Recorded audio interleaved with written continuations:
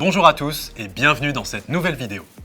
Nous allons chercher à comprendre comment ancrer l'écologie dans la stratégie de votre entreprise.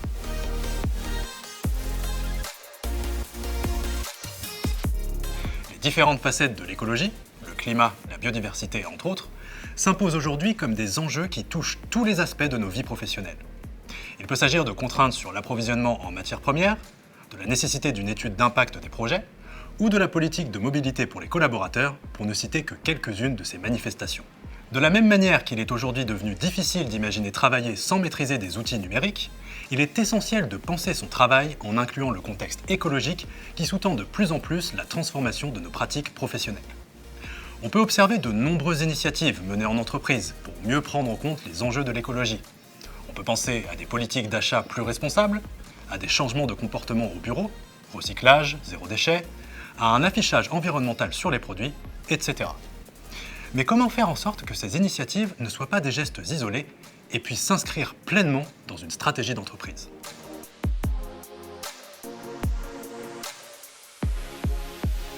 Toute transformation vient avec son lot d'effets concrets mesurables. Combien de déchets ou de CO2 éviter et son lot d'effets perceptibles. Très souvent, la transformation perçue est très éloignée de la transformation réelle. Prenons l'exemple d'une entreprise qui produit des volets roulants et souhaite réduire son empreinte écologique. Elle choisit de se fournir en aluminium et PVC recyclés et réduit ainsi son empreinte carbone de 30% en à peine plus d'un an, car les matériaux représentent bien souvent la majeure partie de l'empreinte carbone des entreprises de production. Pour aller plus loin, elle propose un service de réparation de volets roulants qui évite à ses clients d'avoir à remplacer leur installation et évite ainsi un impact de la production de matériel neuf. En revanche, cette entreprise n'a rien changé aux habitudes de bureau de ses collaborateurs. Pas de recyclage, gobelets en plastique à la machine à café, pas de borne de recharge électrique sur le parking et sortie karting via le comité d'entreprise.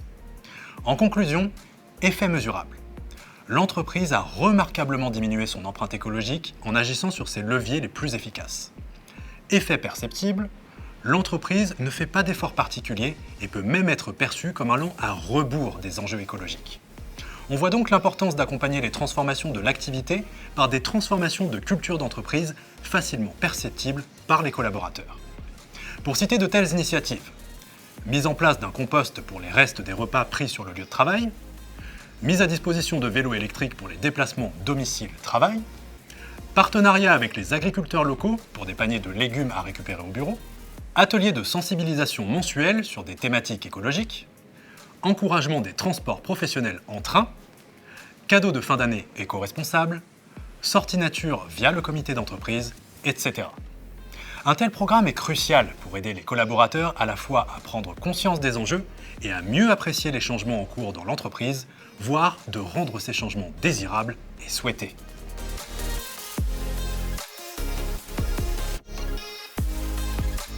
Si des changements profonds de l'activité ne vont pas sans une transformation de la culture d'entreprise, l'inverse est aussi vrai.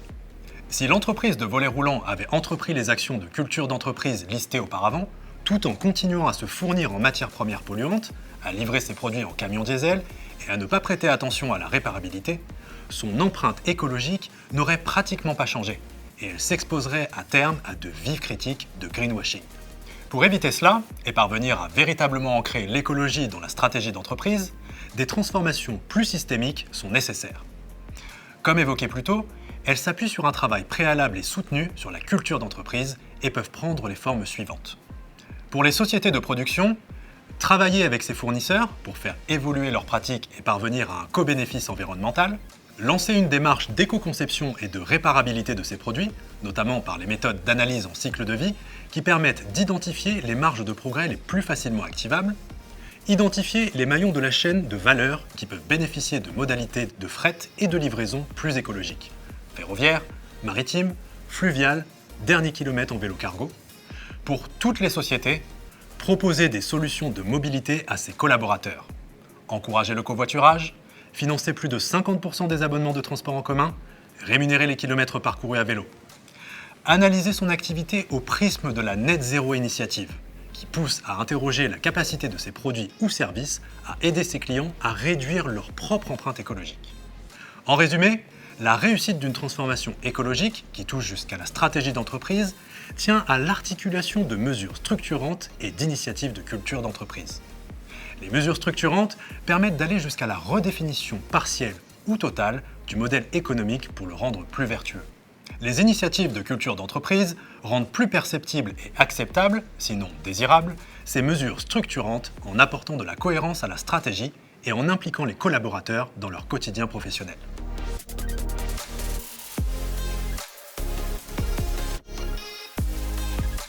Afin d'ancrer un peu plus la combinaison d'initiatives structurantes et culturelles dans le cœur de l'entreprise, des référentiels nationaux ou internationaux sont accessibles et permettent de guider et d'entériner les efforts entrepris. La norme ISO 14001 définit le cadre d'un management environnemental et permet à l'entreprise de mettre en place des indicateurs de suivi de ses performances environnementales tout en répondant à 12 des 17 objectifs de développement durable définis par l'ONU. Le label B Corp rassemble 200 critères qui intègrent la performance environnementale et motivent les entreprises à s'aligner sur des exigences élevées pour bénéficier de la reconnaissance conférée par ce label. Le Carbon Disclosure Project, qui est une organisation à but non lucratif qui vise en particulier les grands groupes à l'échelle internationale depuis 2000 et évalue l'impact des entreprises sur le climat, les forêts et la ressource en eau. La SBTI, Science Based Targets Initiatives, qui est une initiative du Carbon Disclosure Project qui encourage les entreprises à plus de transparence dans la communication de leurs performances climatiques. Il s'agit de s'engager publiquement à atteindre les critères imposés par la SBTI en termes de réduction de gaz à effet de serre. En résumé, incorporer l'écologie dans sa stratégie d'entreprise de manière pérenne nécessite de transformer les fondements de son activité. Que fait-on? Comment le fait-on? Pourquoi le fait-on? Ces transformations doivent s'appuyer sur une culture d'entreprise forte sur les enjeux environnementaux afin d'être acceptées et portées par les collaborateurs. Enfin, des labels, normes et référentiels internationaux existent pour transformer l'essai. Merci pour votre attention, à bientôt.